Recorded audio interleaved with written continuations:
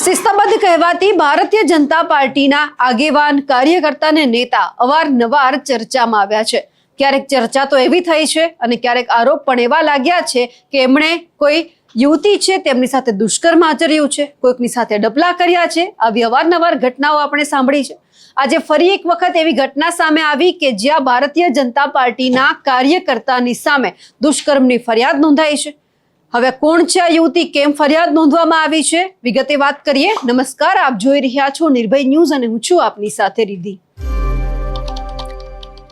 અનેકવાર ગુજરાતની અંદર આપણે જોયું છે કે દુષ્કર્મની ઘટનાઓ સામે આવે છે, છેડતીની ઘટનાઓ સામે આવે છે અને પછી સવાલ એ પણ થાય છે કે કાર્યવાહી ક્યારે, તપાસ ક્યારે, યુવતીને ન્યાય ક્યારે? અને બધી જગ્યાએ લાંબા સમય કેસ ચાલે છે અને ન્યાય કોઈને નથી મળતો। હવે આવી જ એક ઘટના રાજકોટમાંથી સામે આવી કે જ્યાં રાજકોટ આજીડેમ પોલીસ સ્ટેશનમાં દુષ્કર્મને યુવતીને ગોંધી રાખવાની ફરિયાદ નોંધાઈ છે। યુવતી પર અવારનવાર દુષ્કર્મ આચરવામાં આવ્યું છે। કચ્છની યુવતીને સરદાર પાસે ગોંધી રાખી તેમની સાથે વારંવાર દુષ્કર્મ કરવામાં આવ્યું અને આ સાથે જ યુવતી પાસે 20 લાખની ખંડણી પણ માંગવામાં આવી છે।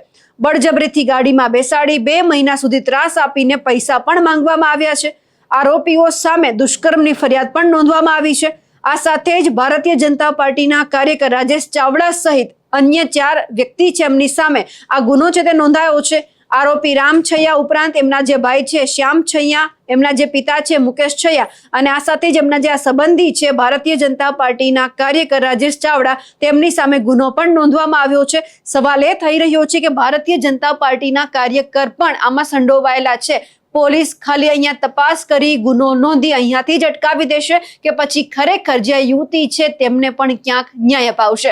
આ બધી જ બાબતે પોલીસ શું કહી રહી છે તે પણ સાંભળી લઈએ। સાહેબ, આજીડેમ પોલીસ સ્ટેશન વિસ્તારમાં એક દુષ્કર્મ અને યુવતીને ગોંધી રાખવાની ફરિયાદ નોંધાઈ છે, શું વિગત છે? આજીડેમ પોલીસ સ્ટેશનમાં ડિમ્પલભાઈ ઈશ્વરભાઈ રાધાણી નામના બેન છે, એમને ફરિયાદ આપેલી કે એના કામના સામાવાળા છે રામ મુકેશભાઈ છૈયા જે આહિર છે અને આજીડેમ પોલીસ સ્ટેશન વિસ્તારમાં રહે છે, એમને અવારનવાર એમની સાથે અપહરણ કરીને બળાત્કાર કરેલ છે, પોતાના ઘરે લઈ જઈ અને એ બાબતની ફરિયાદ આજીડેમ પોલીસ સ્ટેશનમાં ગુનો દાખલ કરેલ છે। રામભાઈ મુકેશભાઈ એમના ભાઈ છે અને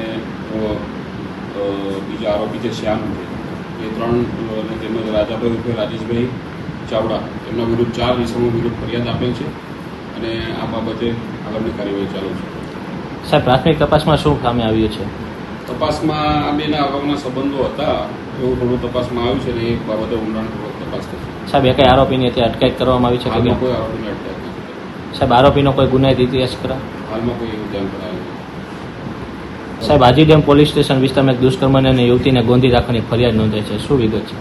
આજીડેમ પોલીસ સ્ટેશનમાં ડિમ્પલભાઈ ઈશ્વરભાઈ રાધાણી નામના બેન છે, એમને ફરિયાદ આપેલી કે એના કામના સામાવાળા છે રામ મુકેશભાઈ છૈયા જે આહિર છે અને આજીડેમ પોલીસ સ્ટેશન વિસ્તારમાં રહે છે, એમને અવારનવાર એમની સાથે અપહરણ કરીને બળાત્કાર કરેલ છે, પોતાના ઘરે લઈ જઈ અને એ બાબતની ફરિયાદ આજીડેમ પોલીસ સ્ટેશનમાં ગુનો દાખલ કરેલ છે। રામભાઈ મુકેશભાઈ એમના ભાઈ છે અને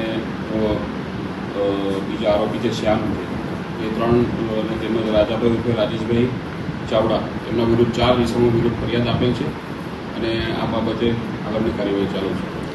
સાહેબ, પ્રાથમિક તપાસમાં શું સામે આવ્યું છે? તપાસમાં આ બેના અગાઉના સંબંધો હતા એવું થોડું તપાસમાં આવ્યું છે અને એ બાબતે ઊંડાણપૂર્વક તપાસ થશે। સાહેબ, એક આરોપીની અત્યારે અટકાયત કરવામાં આવી છે કે કોઈ આરોપીને અટકાયત નથી? સાહેબ, આરોપીનો કોઈ ગુનાહિત ઇતિહાસ ખરા? હાલમાં કોઈ એવું ધ્યાન કરાયું નથી। હવે જે આ ઘટના સામે આવી છે તેમને લઈ આપ શું માનો છો, કમેન્ટ કરીને ચોક્કસથી જણાવજો। સાથે જ અમારી નિર્ભય ન્યૂઝ ચેનલને લાઇક, શેર અને સબસ્ક્રાઇબ કરવાનું ભૂલશો નહીં। નમસ્કાર।